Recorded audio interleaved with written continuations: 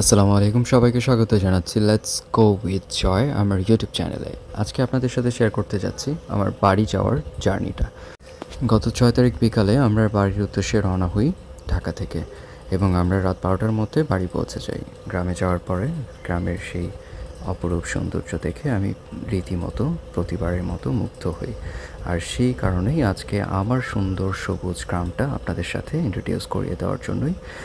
যদিও এটা আমি কোনো ব্লগ হিসেবে ভিডিও করিনি, বিভিন্ন স্থানগুলো যখন ঘুরেছি, যখন যেই স্পটগুলো ভালো লেগেছে সেই স্পটগুলো ক্যামেরায় বন্দি করেছি এবং আপনাদের সাথে শেয়ার করছি।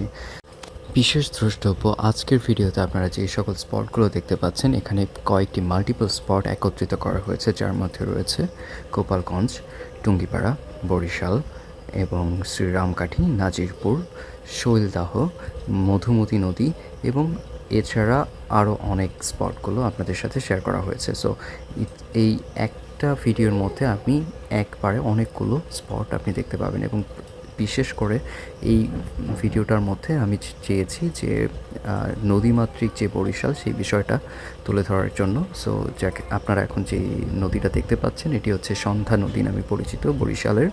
আর এছাড়া এই সন্ধ্যা নদীর পাড়ে বেশ সুন্দর টাইম স্পেন্ড করার মতো কিছু প্লেস আছে। বরিশালের একটি বিখ্যাত বিষয় হচ্ছে, একটি প্রবাদ আছে বরিশালকে নিয়ে, ধান নদী খাল এই তিনে বরিশাল। আমরা যারা যারা এই প্রবাদটি জানি তারা তো অবশ্যই জানি এই বিষয়ে, এবং যারা জানি না তাদের জন্যই এই ভিডিওটা। যে আপনি দেখতে পাবেন বরিশালের চারিপাশে শুধু নদী এবং ধান ক্ষেত এবং খাল, ছোট ছোট খাল। সো এই তিনে মিলে আসলে বরিশাল।